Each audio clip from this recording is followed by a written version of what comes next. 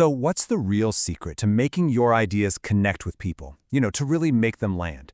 It's not just about the words you pick, but it's about the bridges you build between them. Today, we are going to dive into those small but super powerful words that give our language its flow and its logic. We're talking about English connectors. All right, let's just jump right in with a perfect example. On the one hand, you've got, I left my pass at home. I had to buy a ticket. Okay, two separate facts. They're related, sure, but they kind of just sit there. Now watch this. Add one tiny word, so. All of a sudden you've got, I left my pass at home, so I had to buy a ticket. Bam! Now you have a story. You've got a really clear, logical link between a cause and its effect. That simple transformation? Well, that's the power we're going to unlock today. So here's our game plan for today. First, we're going to talk about why connectors are basically the glue of our language. Then we'll start building up our toolkit for adding ideas, showing cause and effect, and explaining our purpose.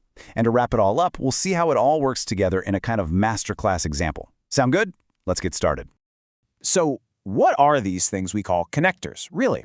Well, you can think of them as the glue that holds your sentences together. Or maybe like bridges that connect all your different ideas, turning a bunch of scattered thoughts into a solid, cohesive structure. Now, let's get a little formal for a second. The official definition says connectors create a semantic relationship. Whoa, big words, right? But really, all that means is they give a specific meaning to the link between your ideas. Is it a contrast? Is it a cause? Or maybe a result? The connector you choose tells your listener exactly how to understand that connection, and that gives your language some incredible precision. All right, it is time to start building our toolkit. First on the list are the connectors we use to add to our points, and this is so important to make sure our message is absolutely crystal clear for our audience. First up, connectors for adding information. You can think of these as your essential building blocks. When you want to add another layer to your argument, maybe some more evidence or a whole new point of view, words like besides or the classic, not only but also, let you stack up your ideas without a hitch. Okay, but what happens when your point is a little complex? Sometimes you've got to rephrase it just to make sure everybody's on the same page. And that's where these clarification connectors really shine. Using something like in other words or that is basically like putting up a little sign for your listener that says, hey, pay attention, I'm about to say this in a simpler way.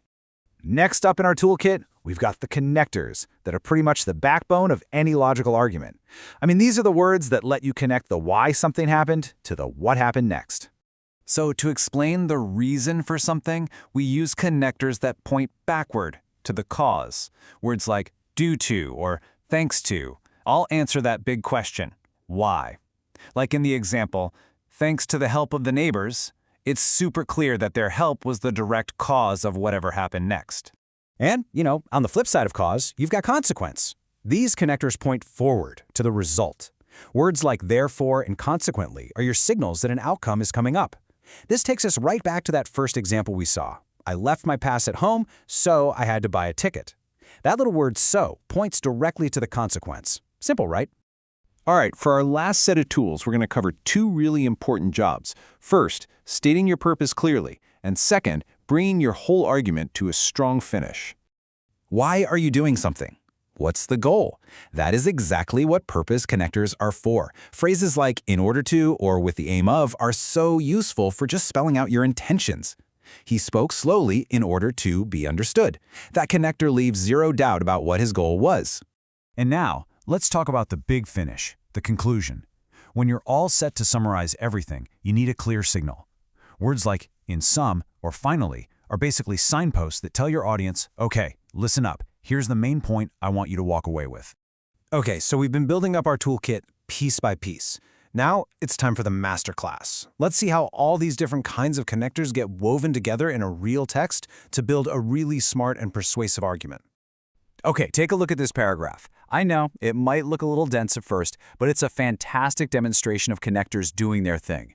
It's making a pretty complex argument about students and reading, and it's built piece by piece using the very tools from our kit. So let's break it down. Right out of the gate, we see both and used for addition. See, the problem isn't just one thing, it's two. Then due to comes right in and tells us the cause. Why is this all happening? Because of scarce contact with books. Next up, so that shows us the purpose of something they're suggesting. With every single connector, the argument gets clearer, more structured. It's really cool to see. And the structure just keeps on building. In sum, flags the conclusion for us. For all these reasons, points to the logical consequence of everything that was just said.